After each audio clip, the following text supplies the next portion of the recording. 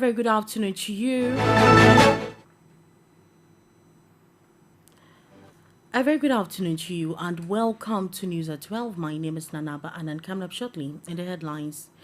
Akufo-Addo congratulates NDC and PP for peaceful Kumewu by-election.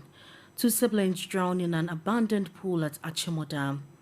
CJ Eneneboa retires today after 42 years of service in the legal profession.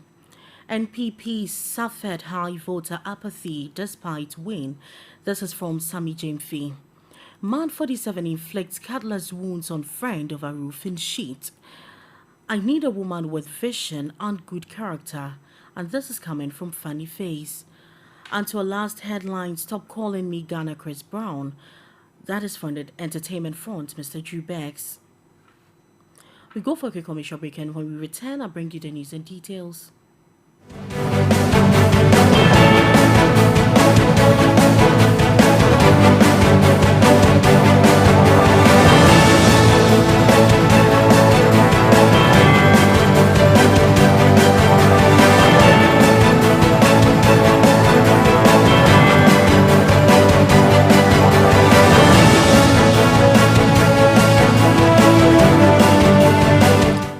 Now the news and details. President Nana Addo Dankwa Akufo-Addo has congratulated the new patriotic party, the National Democratic Congress, and the two independent candidates for a peaceful and transparent by-election in Kumewu in the Shanti region. Mr. Akufo-Addo also applauded the Jean Mensa-led Electoral Commission for maintaining its tradition of organizing the best elections in the Fourth Republic.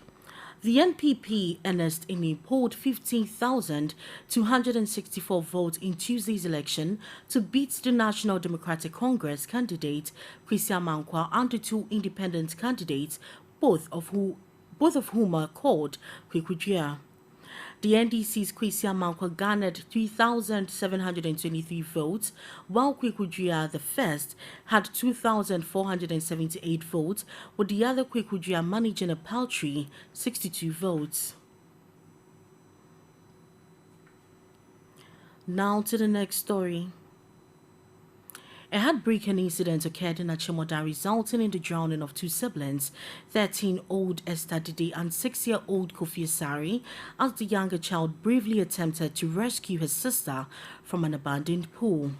Grace Asari, a trader and a single parent of the children, recounting the incident to the Daily Graphic at Oda, revealed that the three children, including the deceased, had gone out to play near an abandoned pool situated close to a defunct sawmill. According to her, a 4-year-old boy who was playing with Esther came to inform them that their ball had fallen into the pool, which was just a few meters away from their residence. Mrs. Sari explained that Esther ventured to retrieve the ball, but unfortunately, fell into the pool. Distressed by his sister's drowning, young Kofi attempted to rescue her, but tragically, both of them lost their lives. Overwhelmed with grief, Mrs. Sari tearfully shared that Kofi had celebrated his 4th birthday earlier that day. However, some residents of the neighborhood disputed Ms. Asari's account, asserting that her negligence was responsible for the tragic loss of her two children. They claimed that when residents alerted Mrs. Sari that her children were struggling for survival in the pool, she did not take the matter seriously and instead focused on preparing her supper. According to witnesses, it was only in the late evening that Mrs. Sari realized her two children had not returned home. She promptly informed the neighbors, who joined her in the search for the children. Regrettably, they discovered the lifeless body of Esther and Kofi floating in the pool. Subsequently, a complaint was lodged with the Oda police. Personnel from the Oda Police and the Ghana National Fire Service were called in, and they successfully retrieved the bodies from the pool. The authorities have deposited the remains at the Oda Government Hospital for autopsy and preservation.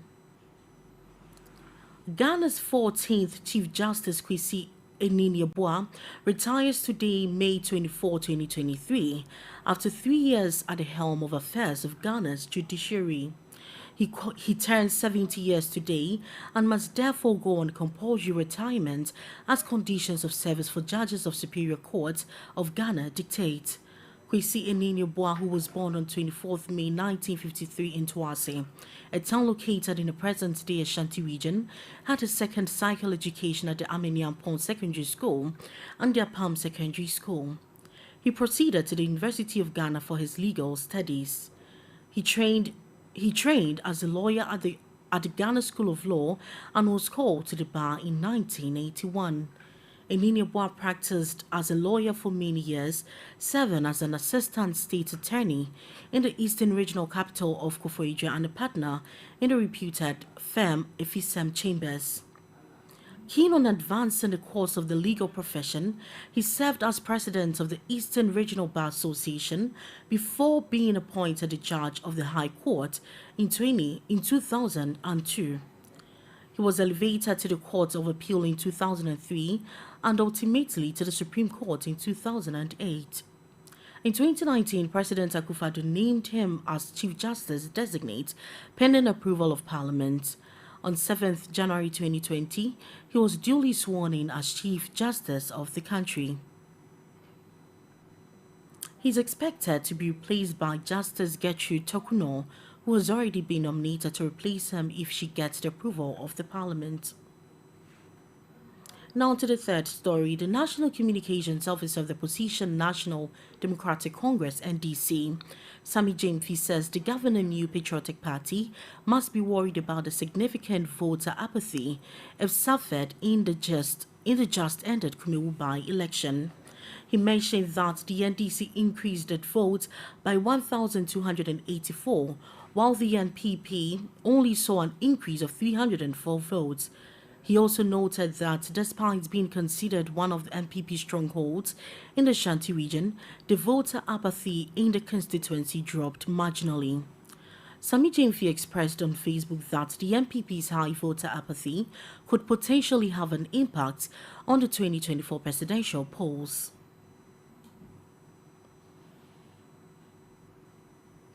Ernest Yawinim, the New Patriotic Party's parliamentary candidate for the Kumewu by-election on Tuesday, May 23, emerged as the winner of the polls. At the end of the by-election on May 23, Mr. Enim received 15,264 votes, defeating the National Democratic Congress candidate, Kwesi Amankwa, and two independent candidates, both named Kwekudria. Kwesi Amankwa from the NDC garnered 3,723 votes, while one of the Kwekudria candidates had 2,478 votes, and the other Kwekudria managed only 62 votes. There were accusations of vote buying perpetrated by the NPP. The Wutubregu District Police Command has arrested 47-year-old Nicholas Kujo for allegedly inflicting callous wounds on his friend. The victim, F4 Kokuvi 63, was attacked when Nicholas sneaked into his room on Monday night at Kwashi Amabo in the Wutu Senior West District of the Central Region. According to sources, a friend of the assailant gave 2 packets of roofing sheets to F4. However, Nicholas went to his house for the goods without his knowledge. Aggravated by Nicholas's behavior, F4 confronted his friend, which led to the heated argument. Adum News' Kofi Aji reported that later that night, Nicholas Kujo sneaked into F4's room and inflicted cutlass wounds on him. The victim, F4 Kokuvi, has been rushed to Winneba Trauma and Specialist Hospital for treatment. And to our very last but one story, Guinean comedian Benson Nanaya Ojo Boateng, popularly known in the showbiz industry as Funny Face, has laid out his requirements for a dream woman to marry. According to Funny Face, he needs a woman who has good character and vision and not one who would make his life a living hell. The comic actor made this revelation during an interview with Bella Mundi. Asked if he has any plans of remarrying, the recovering actor, who is getting back to normal after battling depression, bipolar disorder and attempted suicide, said he does. According to him, a marriage can work if both parties understand each other and communicate effectively. The video of Funny Face listing his specs appears at the time. His baby mama Vanessa has made it clear that she's ready for a reunion. Funny Face and Vanessa tortured each other during their time together, and it's an open secret that contributed significantly to the actor's mental health. So far, he has remained mute on her call for a reunion, and Guineans have warned him not to even consider it for his own mental health. Now to our last story. Former highly spiritual signee Mr. G's real name, Anjuni Komiotu, has begged Ghanaians and his fans to stop referring him as Ghana's Chris Brown. According to the musician, a lot of people have been comparing him to the American global icon, citing that even though it is not a bad thing to do, he feels it is better to call him by his name rather than Ghana's Chris Brown. He mentioned that lots of people call him Ghana's Chris Brown, but for him, he's not of the idea. Speaking during an interview with Kojo Manuel on YFM, he mentioned that referring to him as Ghana's Chris Brown kind of puts pressure on him, and this forces him to do things he never planned on doing. This year, Hitmaker was quick to add that he has no problem with Chris Brown, but all he can say is that the American superstar has achieved a lot in his musical career, and he's yet to reach that level. That ends it all for News at 12. My name is Nanaba Annan. Do enjoy the rest of our programs.